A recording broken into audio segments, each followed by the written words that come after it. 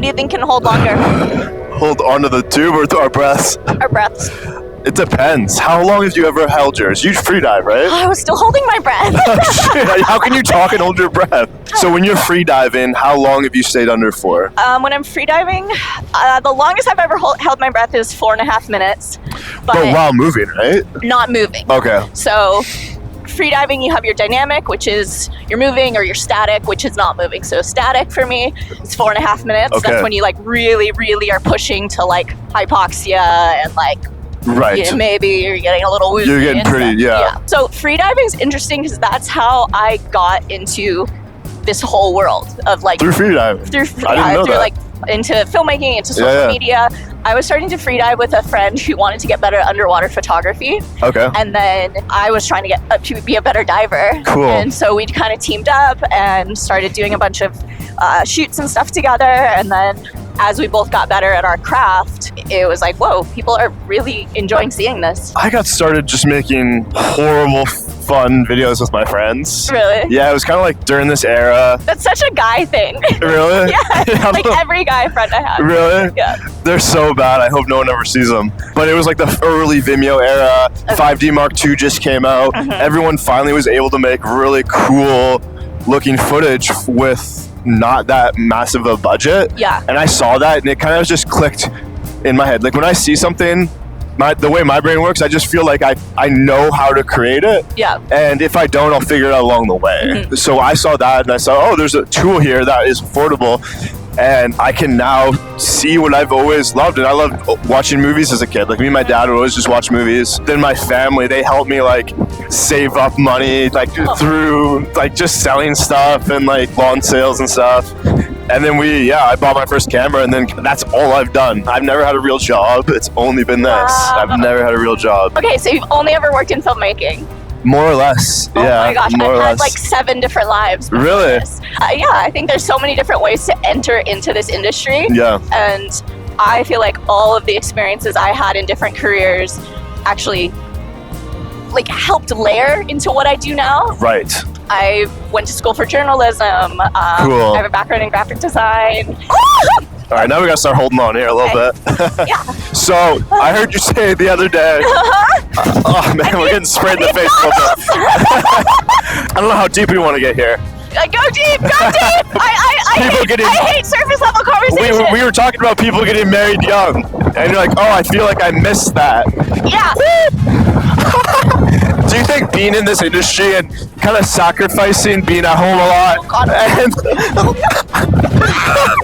you know, having to travel, not be around consistent people as much? Ask the question, do you feel like that has something to do with that, or kind of explain that to me? How you feel like you missed that window you said?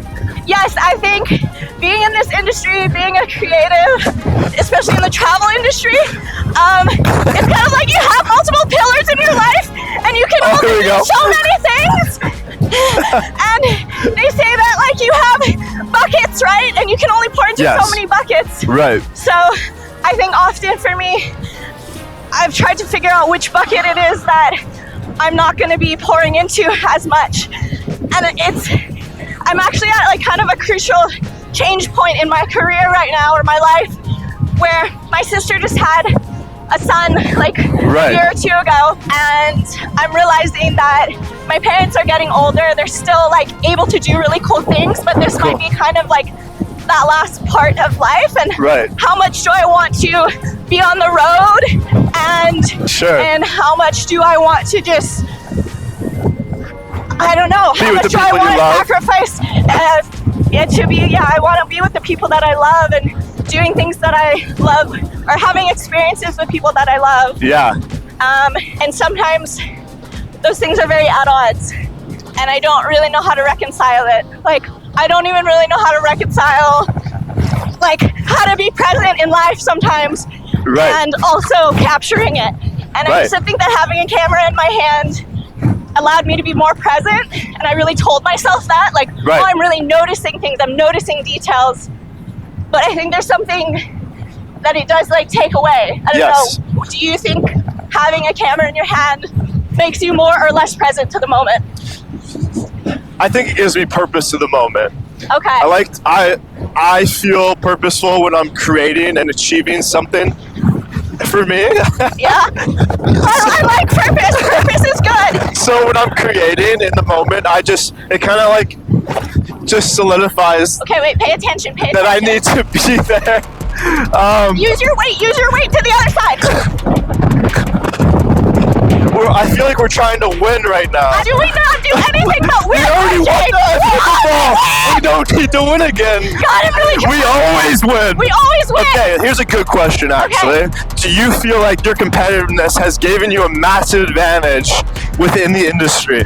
I see competitiveness like as the amount that I'm willing to push myself and my own like boundaries and discomfort. Right. And I think I have a really high tolerance for pushing.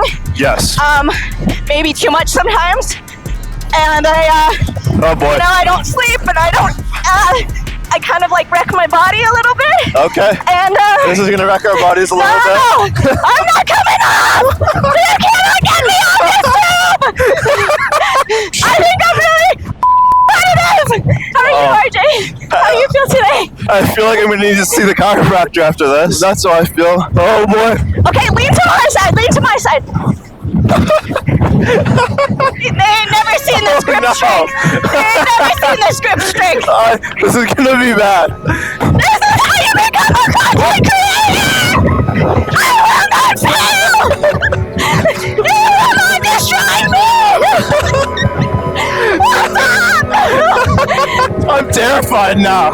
Oh my gosh. And this is how you get 1 million followers. Never let go of the tube. You learn to push yourself to unreasonable limits. I think stay on this tube with me. We got this. We are stronger together. Weight distribution.